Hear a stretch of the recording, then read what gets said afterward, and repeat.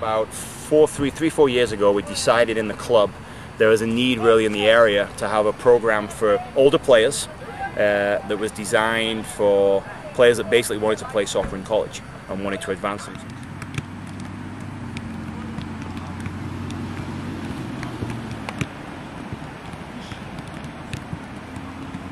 Right now at this moment, our 2010 class, we have 20 players committed to play soccer in college. We think that number by the next 6 weeks will probably be up to 25.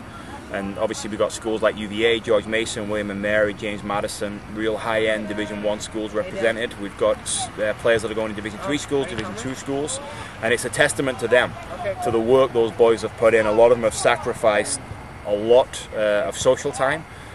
They've sacrificed a lot of time with their families. Their families themselves have put a lot of time into them.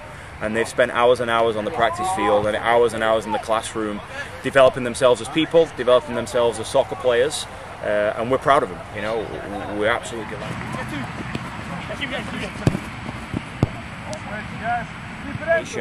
Of the teams, we've been lucky enough to have good players want to come in and be involved in the club. And when myself and Ed Beach and John O'Hara and the guys that are involved in the club with the older players, we look at the person first. We look at the boy first.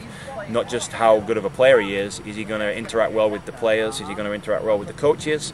When we take him on away trips, is he going to behave himself in hotels, or is he going to mess around? We look at the character first and foremost, and we've been lucky enough to have the kids that have come through are role models for the younger players in the club. And that's one of the reasons they've got so far. It's because of them as people, not just as soccer players. We've all seen great soccer players, but if they can't control the rest of their lives, you know, it kind of falls down. So that's how we've got the #1 teams. Tell us about the club and what the future holds for the club here. Well, obviously we're always looking forward. You know, this group of players that we have now that are U17s and U18s, they're going to be gone soon. You know, so the club always moves on. Great Falls Soccer Club will always be here, and obviously we've got some good younger teams coming through. I guess the challenge we have is the club's relatively small, making sure we stay on top of the players within the community, and also still at the older age groups look to attract players from outside the community. And obviously with the girls side of the program, that's something myself and Ed Beach have worked on a lot to try and improve not only the quality of the girls program, but the number of girls that are participating in the girls program.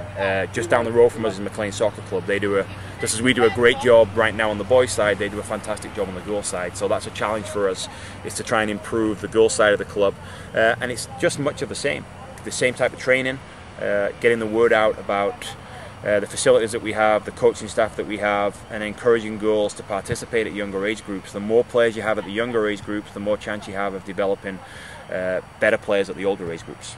So it's just reputation. It's took a little bit longer, and there's still a lot of work to be done, but we hope that eventually we're going to get there. Well, thanks again, Mark. Again, first on and last off the field. Thanks.